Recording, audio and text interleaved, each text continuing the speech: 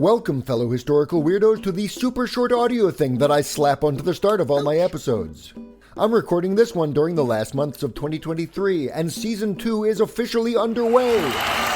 Season 2 promises to be just as commercial-free as Season 1, which means that if you want to support this show's continued existence, please consider becoming a patron of Past Peculiarity in exchange for a teeny monthly fee. Doing so will earn you your very own certified historical weirdo plastic medallion. Designed and 3D printed right here in the USA in an actual historian's living room, these medallions are collector's items and are shaped like actual circles. Run a pencil around the edge and draw as many chariot wheels, top-down views of grain silos, closed-mouth Pac-Mans, or outside of yin-yangs as you'd like. And they come with an actual paper certificate with your actual name on it. Go to findyourselfinhistory.com/sponsors to learn more. Subscriptions can be canceled at any time, but medallion and certificate are yours for life and to bequeath to future generations of confused descendants. Thanks, and I hope you enjoy the episode.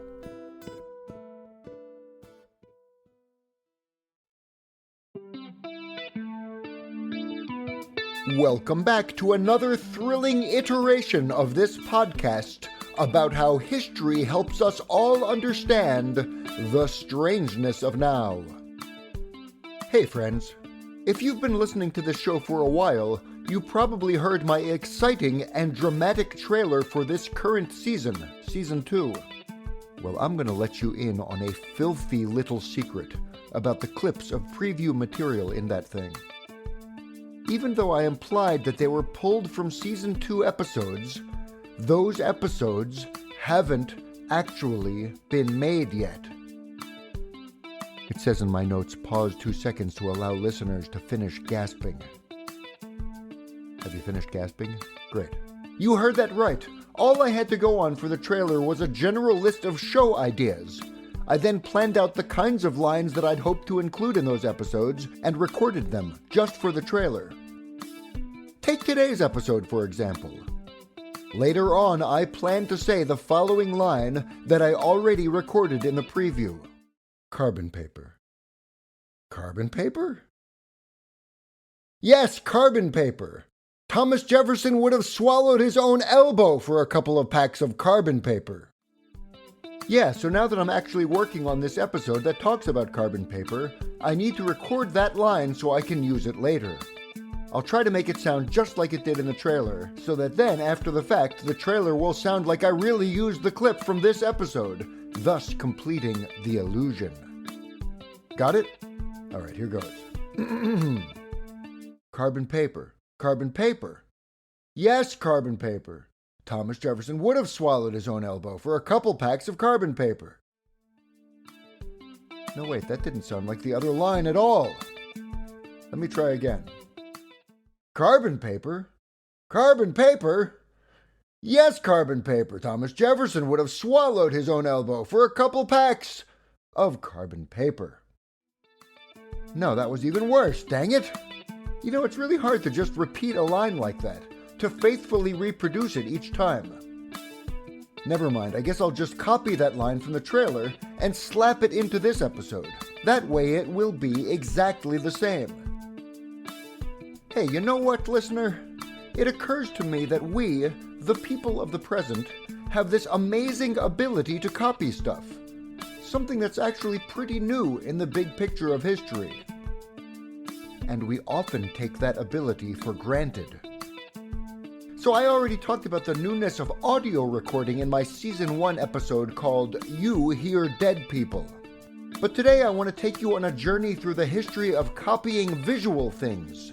A bit about how it started, and how it spread, and how it changed over time. By the end of this episode, you'll realize that the overarching idea of this show, that the present day is odd when understood in historical perspective, goes ditto for the history of visual duplication.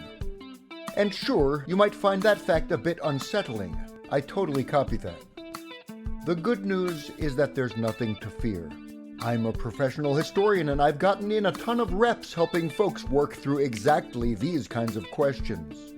My name is Doug Sofer, and I'm a weirdo. Doug Sofer, just and I'm a weirdo, and I'm a weirdo, like just you, like you.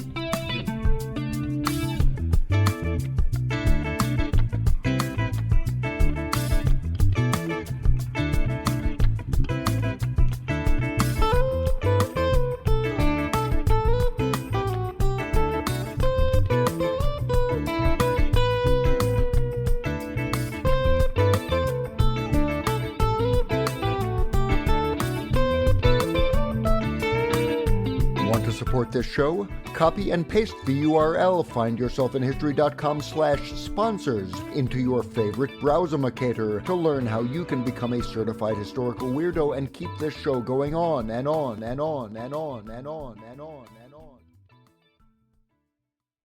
The computer technology we currently count on to copy images and text is brand spanking new, only made viable and inexpensive enough for daily use over the past 3 or 4 decades. And You Are a Weirdo is the name of this podcast that urges you to explore history and to discover how many aspects of today's world are utterly strange when you understand how people lived in the past. This episode's title is You Repeat Yourself. You Repeat Yourself. So yes, we've started with the idea that digital copying technologies are recent. On the other hand, people have been copying their digits for a while. A very, very long while. When they copied their handprints on cave walls about 40,000 years ago. On the island of Sulawesi, part of the island chain that makes up the modern country of Indonesia. Let me show you how archaeologists believe this hand-copying process worked. I'll demonstrate their technique to you over at my local cave. I'll start by slapping my hand onto this nearby wall. Next, I'm going to fill up my mouth with paint and then blow onto the wall where my hand is, making a stencil. All right, here we go.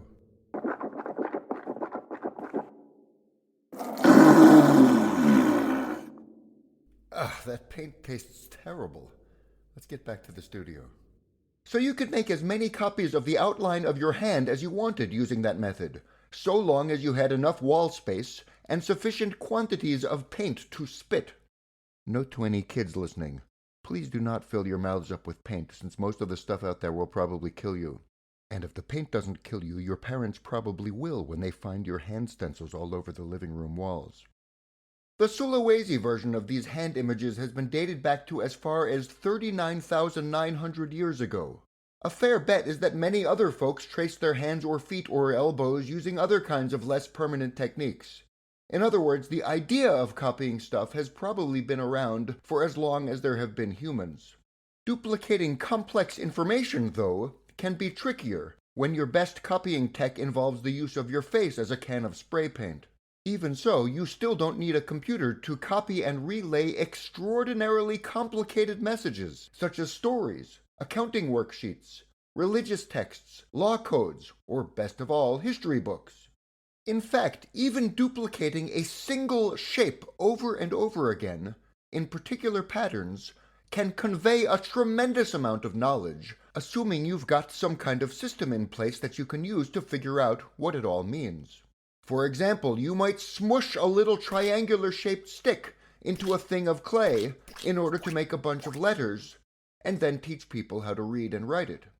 That's pretty much what the writing system known as cuneiform is.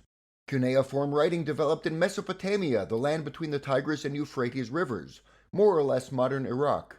It's not a language in itself, but a way of writing several languages, especially 2 important ones called Sumerian and Akkadian. If you were to make a timeline of the human past and compare cuneiform writing to splatterface copying tech, you'd realize that cuneiform is much closer to us weirdos of the present day than it is to people who use the prior spit and paint technology. And that's even though cuneiform probably developed about 5,200 years ago.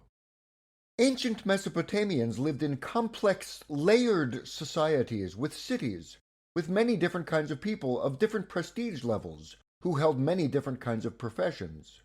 There were expertly trained warriors, priests, beer brewers, pottery makers, transportation specialists, government officials, architects, and many others whose walks of life might feel somewhat familiar, even to you and me. And it turns out that having a written language could be really useful in societies as messy as those of the Mesopotamians. Cuneiform writing seems to have developed first out of something more akin to a bunch of stylized hieroglyphics, ancient emojis. But over time it became more standardized, where instead of needing to know how to draw birds and people, all you really needed to know was how to assemble a bunch of identical little wedge shapes in order to make words or symbols. A 2016 article in the magazine Archaeology explains how vital it is to understand cuneiform when trying to make sense of the Eastern Mediterranean and Mesopotamia, both regions together known as the so-called Fertile Crescent. The article's author explains, "Today the ability to read cuneiform is key to understanding all manner of cultural activities in the ancient Near East, from determining what was known of the cosmos and its workings, to the august lives of Assyrian kings, to the secrets of making a Babylonian stew. Of the estimated 500,000 cuneiform objects that have been excavated, many have yet to be catalogued and translated." So why are there still so many of these things laying around? One answer is that writing in dried clay can last a long, long time. These clay tablets don't simply disappear unless someone's actively trying to bust them up. The other reason is that people in the Fertile Crescent used cuneiform as a system of writing for about 3,000 years, which means that there was a lot of time to accumulate these writings. The proliferation and staying power of this writing system lies in its simplicity, repeating that single wedge shape over and over again into the wet clay with what's called a stylus. Cuneiform styli were made out of chunks of reed often, but eventually Mesopotamians also made them out of metal or bone. And sometimes, if you had something especially important to say, you could forego the clay tablet altogether and just chisel your wedge shape directly into stone. Either way, if that's what you could pull off by just copying a single shape, imagine what you could do if you had more to work with. Like, say, if you could crank out entire books, like on some kind of press that allowed you to print. Let's turn the page and see what we can discover.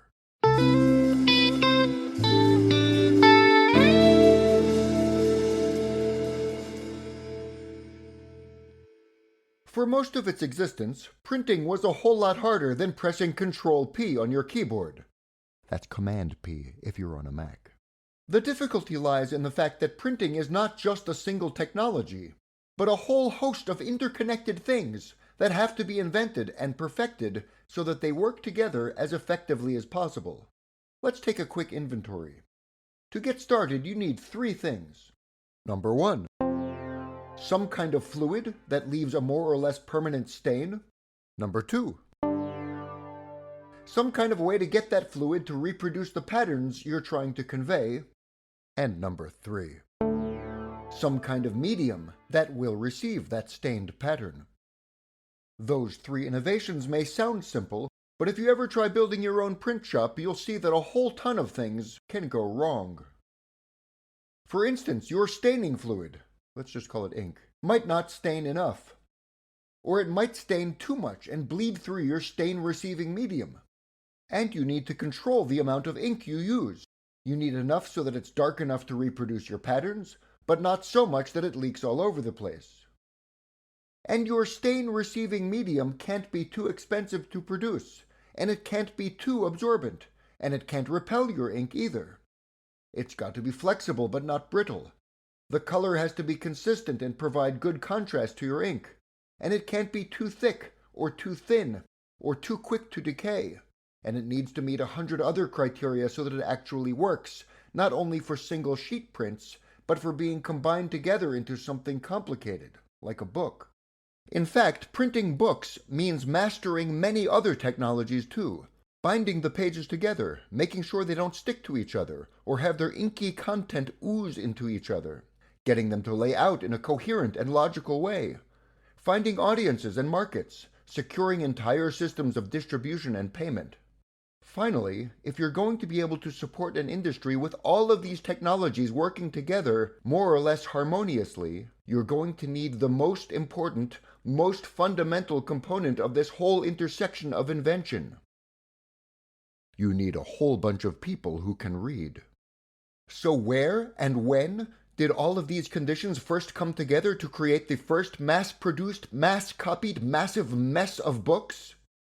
Well, there was this clever guy named Johannes Gutenberg from the city of Mainz in what's today Germany, who forever transformed the intellectual landscape of Europe with his invention called the printing press that he developed between 1445 and 1450. Yet Gutenberg is not the guy who invented mass-produced books. As clever as Gutenberg was, he actually came to the game pretty late. Books were first mass-produced in China. Chinese printers started publishing books in a few decades before the year 1000 AD or CE. For the record, that's more than 4.5 centuries before Gutenberg set up shop. Here's how all those elements of book printing got bound together in China. Let's start with paper, which was also invented in China, probably in the 1st century BC, but maybe decades before that. The earliest paper was made out of old rags, worn-out clothing, or fishing nets whose holes had gotten so big that the fish could just swim happily through them. In other words, it was cloth trash. Quick side note related to the strangeness of now. How extraordinary is it that both the very first ever kinds of paper and some of the most recently developed kinds of paper are both created through recycling? Okay, back to the development of books. As people in China got more and more used to writing on paper, they ran out of rags. At that point, they looked for different plants that you could make paper from, like the paper mulberry tree, which friendly botany nerds call Bruceinetia papyrifera, a tree that's native to China. The short version of what happened next is that paper became a major product of China. It was exported to many places throughout the enormous lucrative Indian Ocean trade basin, and along the Silk Road that eventually extended as far west as Europe. Next comes ink. One of the world's oldest, most famous, blackest inks also originates from China. In US English we call it India ink. In the UK they apparently call it Indian ink with an N. But even some other European languages call it Chinese ink, like Spanish tinta china or French encre de Chine. And then there's finding a critical mass of readers. By the year 900 or so, China had an enormous group of readers and writers. Part of the reason for these high numbers of literate folks, in turn, emerged partially out of a religious/philosophical tradition that did in fact originate in India, like India ink didn't. And that tradition was called Buddhism. Buddhism had spread to China many centuries earlier, but experienced a revitalization during the Song dynasty. Chinese Buddhists sought to spread the tenets of their tradition by teaching people to read and write in their monasteries and through writings to be spread and copied to the outside world. With all of these elements in place, book binding and printing became an increasingly important Chinese manufacture. In fact, by the year 1000, the imperial Chinese government of the Song dynasty realized that they could not control the flow of these printed books. So instead, Song officials decided to use the technology to their advantage. They created and funded a large system of public schools, based on the teachings of Confucius, and sought to train hundreds of thousands of Chinese boys, especially for lives of government service. In the process, having a successful family in Song society meant that you were extremely well educated, that you had good morals, as understood by the society at that point in time, and that you were familiar with all of the most important classical texts. Basically meaning that you were both a well-read gentleman and a scholar. Which meant you needed books.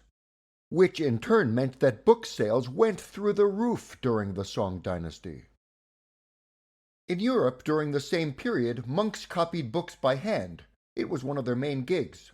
Over the next centuries, many European countries had guilds of scribes and illustrators, who reproduced text and embellished books with handmade drawings. If you weren't a guild member and you tried to make your own books, you'd be in violation of guild rules, a crime in most parts of Europe. But eventually the same mixture of conditions and technologies that had led to the origins of Chinese printing finally got going in Europe by the 1400s. First, paper technology had made it to Europe by way of China by the end of the 1200s. Before that, most European writings happened on parchment, which is made out of the skins of hoofed animals, like goats and sheep. But real paper was less expensive to make than parchment, even though Europeans were still using old cloth for its fibers and hadn't yet found any trees that they could use for that purpose. Increased quantities of cheap paper allowed more Europeans to practice writing and reading, which in turn led to more Europeans wanting to find new reading material. In fact, one of the many objectives that European intellectuals of the late 14th and early 15th centuries had shared was an obsession with digging up old texts, classical Greek and Roman ones in particular, and mining them for wisdom that they could use in the world. That was the period known as the Renaissance, and it led to all kinds of rediscoveries of math and science and engineering and literature, as well as the best subject of them all, history. In other words, Gutenberg entered the scene just as these European elites were demanding new things to read. If Gutenberg and other Europeans copied or reverse engineered Chinese printing methods, the evidence doesn't seem to be conclusive on that topic. What we do know is that Gutenberg created a better system of printing that worked especially well for European languages based on a relatively small number of phonetic letters instead of the thousands of characters used when writing Chinese. He lived from about 1400 to 1468 and worked as a metal craftsman, making objects like coins. His printing press used similar coin-like objects that were little backwards letters, stamps that could be slid into racks in order to form words, then sentences, paragraphs, chapters, and eventually whole books. Centuries prior, Song Dynasty printers had developed similar movable type letter blocks, out of wood. But the innovation wasn't as useful in China. Carving entire woodblock pages simply made more sense for printing the larger number of Chinese characters. Moreover, Gutenberg's new method was the first actual press that used leverage to create uniform pressure, assuring a consistently dark print job. Just lay down some paper, carefully slather on some ink, and pull a big wooden lever to smush it all down. Now you can crank out as many copies as you want. Sure, if you talk to someone who actually knows how to work with a printing press, or if you ever get to watch one in action, you'll figure out pretty quickly that it's a lot harder than I just described. Gutenberg's press was still a labor-intensive process, but it was a massive improvement over the hand copying that preceded it. Best of all, the final product is a consistent and faithful duplicate page, which could then be bound into a book. Gutenberg's famous Bible, which he and his team printed in 1455, possibly 1456, was the first full book printed in Europe using this movable type press. And it was just the beginning. Just like in Song China, the availability of books helped to create a new class of well-educated people. And more well-educated folks wanted more stuff to read, which reinforced greater interest in publishing. By the year 1500, Europe had over 1,000 different printing shops using Gutenberg's techniques. Between them, they published something close to 9 million copies of 40,000 different books, about half of them religious titles. The remaining half were reprints of ancient Roman and Greek texts, along with books on philosophy, law, grammar, and other subjects. Over the next centuries, printing eventually led to all kinds of new ideas, including the concepts behind the Protestant Reformation of the 16th century, the scientific revolution of the 17th century, and new political ideas of the Enlightenment in the 18th century. We could easily go on with the history of printing. It's its own entire universe. So we'd better leave printing behind us before we're pressed into making this into a 10-hour episode. Instead, let's investigate how duplication became a technology, not just for professional printers, but for regular Joes and Jolenes like you and me.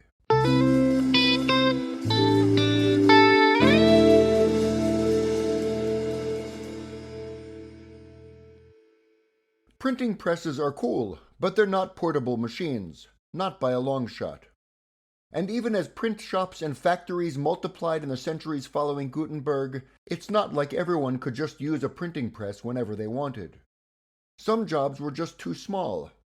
If an individual or small business or politician or legal official wanted to back up their records or send out multiple copies of letters to a bunch of different people, that process had to be done by hand for most of the human past. But by the 18th century, people who pushed a lot of paper records were looking for new ways to copy things automatically. And one of those paper-pushing persons was Thomas Jefferson.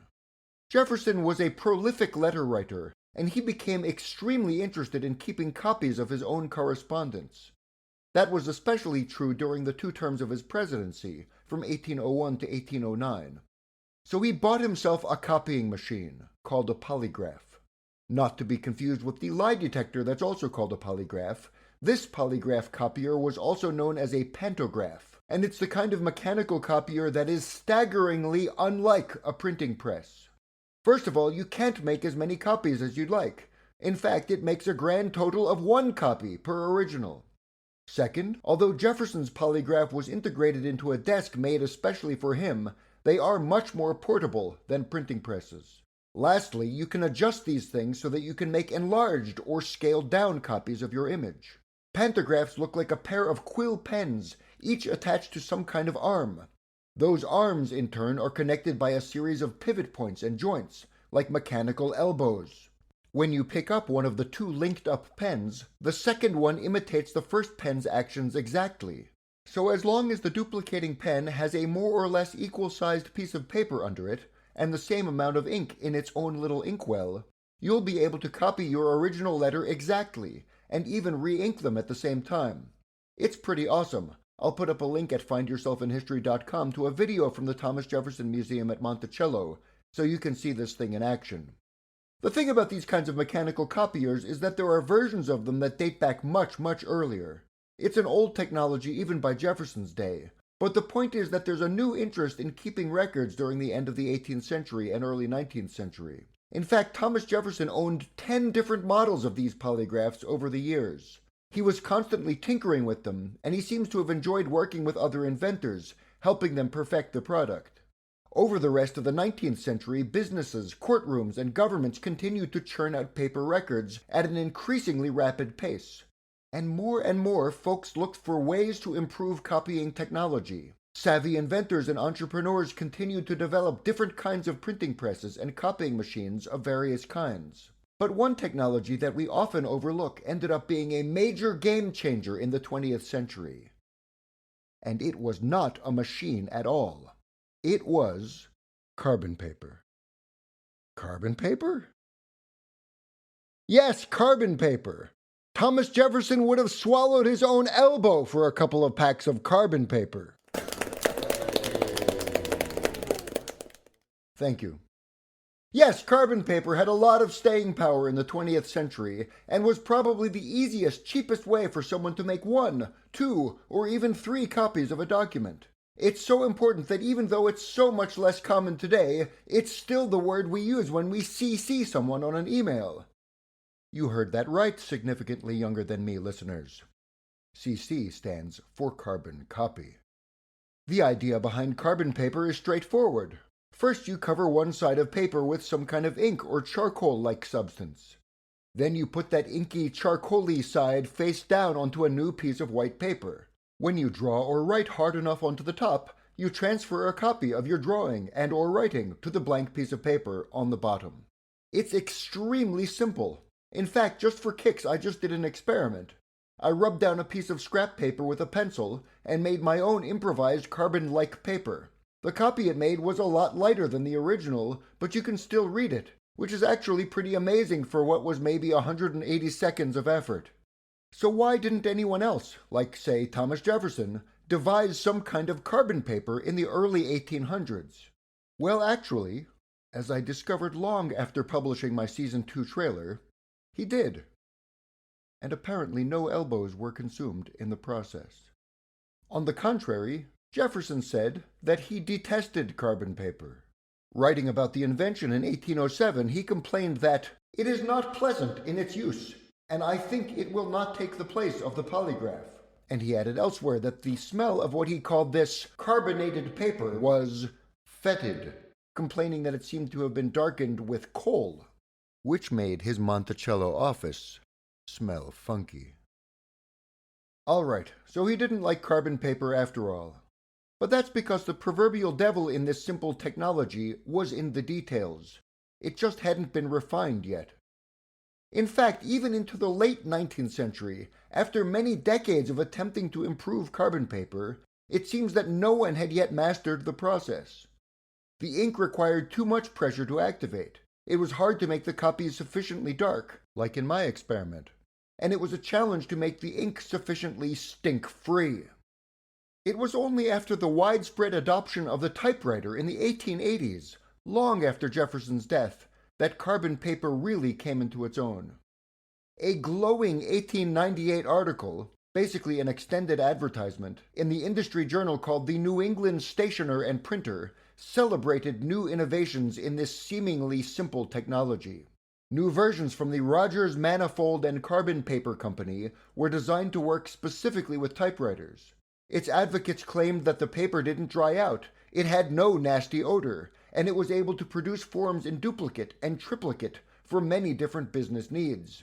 Rogers' company picked up contracts with railroad firms and offices throughout New York City and far beyond. They even allegedly perfected a box that kept the sheets separate and preserved in tinfoil.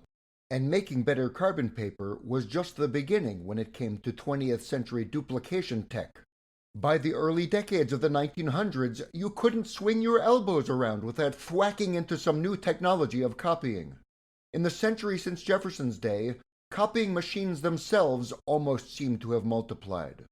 A 1912 Scientific American article sums up the copying scene in that year. Ask a dozen businessmen what, in their opinion, is the best duplicating machine on the market, and you will probably receive a dozen different replies. The article's author alleges that one of the most popular copiers of the day was what was called the mud duplicator, also known as the clay process. Here's how it supposedly worked. There was a kind of mud or clay-like substance pressed into a zinc tray. You'd then take a piece of paper with a hand or typewritten message on it and place it face down onto the mud and then wait a couple minutes. At that point, you could put blank pieces of paper onto the clay-like but not really clay substance and use a roller to press the image onto the new paper. The claim was that you could use this method to print between 25 and 75 copies, depending on the ink used.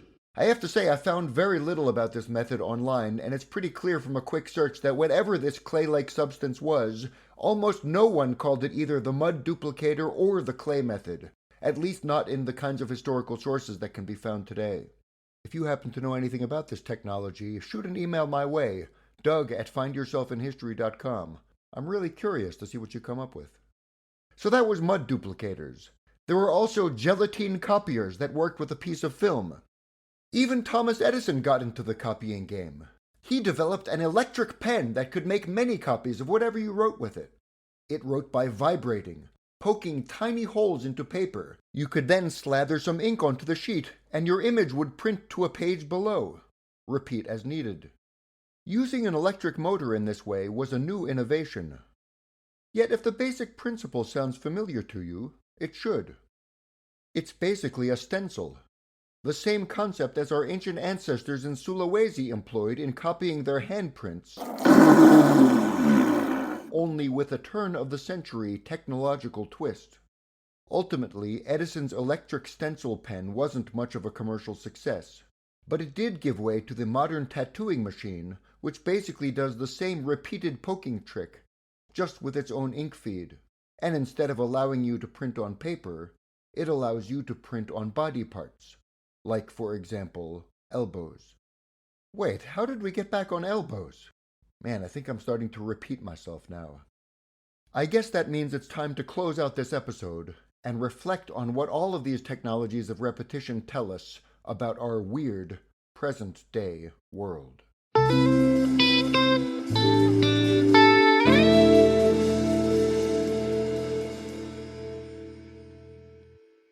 Nowadays, regular folks like you and I have access to many, many different ways of duplicating images and text. In the big scheme of history, that is a very new phenomenon. But copying is also a very, very insanely old phenomenon. Stencils are not new. They harken back to some of our earliest known ancestors' creative work. And it's fair to say that printing is not new. The publishing of books goes back over 1,000 years to Song China, and movable type Western styles of printing have their origins nearly 6 centuries ago. What is new is the fact that you and I have access to these technologies in increasingly portable forms. That explosion of new office and home copying technologies began only about a century ago. At the start of the 1800s, any kind of duplicator that you could keep in a home or office was a custom-built oddity. Yet there are so many other copying devices invented in the early 20th century and beyond that it's hard to even keep track. There were mimeographs, lithographs, writer presses, and many dozens of others, and that's not even counting photographic printers and eventually photocopiers. If you went to school before the year 2000 or so, you might even remember the so-called ditto machine, a name brand of what's called a spirit duplicator, which allowed you to pump out dozens or even hundreds of copies of purple duplicates. Those copies were generated from master sheets that were basically a kind of carbon paper. Carbon paper? Yes, carbon paper! Those small duplicators were so inexpensive that even U.S. public schools could afford them. They were invented just a century ago in 1923, and they were everywhere before the start of the digital age. Today, they're already entirely obsolete. So that's another strange thing about today. We're not only used to having many ways to copy things, we're also used to living in an era of constant innovation and obsolescence. Today, your favorite scanning app on your phone can be turned into a non-functional nothing at any minute if the software developer decides to stop supporting it and updating it for your new phone OS. And that brings us to one final unforeseen consequence of the speed at which we've changed our copying technology. We live in an age where innovation of this kind moves so quickly that society still has to scramble to catch up to it. Consider, for example, the Fourth Amendment to the U.S. Constitution, part of the most cherished part of that document, the Bill of Rights. The Fourth Amendment is the one that protects you against unreasonable searches and seizures without probable cause. It specifically talks about people being secure in their persons, houses, papers, and effects. But does your copied data, transmitted over the air, count legally as part of your papers or your effects? The Bill of Rights was written well before either of those questions made any sense. Knowing how much has changed between the past and present can help us better understand these kinds of critical questions that we wrestle with today. We all have a duty, then, to explore history, to really engage with it as an active interpretive process so that we can better understand our world within the context of time, and so that we can prevent the worst moments in history from repeating themselves.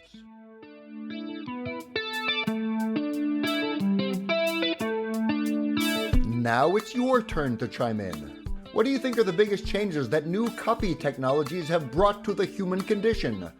Copy down your thoughts, comments, and questions on the blog page connected to this episode over at findyourselfinhistory.com, or you can just slap down an email at doug@findyourselfinhistory.com. You may find the references to the historical sources, sound files, and other information used for this and other episodes at findyourselfinhistory.com. Want to support this program and get cool stuff? Head over to, you guessed it, findyourselfinhistory.com/sponsors to find out how. I developed many of the ideas in the You Are a Weirdo project while working as a professional historian at lovely Maryville College in East Tennessee, USA. Maryville College, everyday unexpected. Learn more at maryvillecollege.edu. Opinions expressed in this podcast are mine alone and do not necessarily reflect those of Maryville College, its administrators, faculty, staff, students, board of directors, or any hand signals conveyed through face-blown paint onto the walls of the outdoor classroom outside historic Anderson Hall. This podcast episode is researched, written, edited, narrated, recorded, and mixed by Doug Sofer. All materials are copyright 2024 Doug Sofer. The theme song was written and performed by Doug Sofer with Matt Trimbley on rhythm guitar.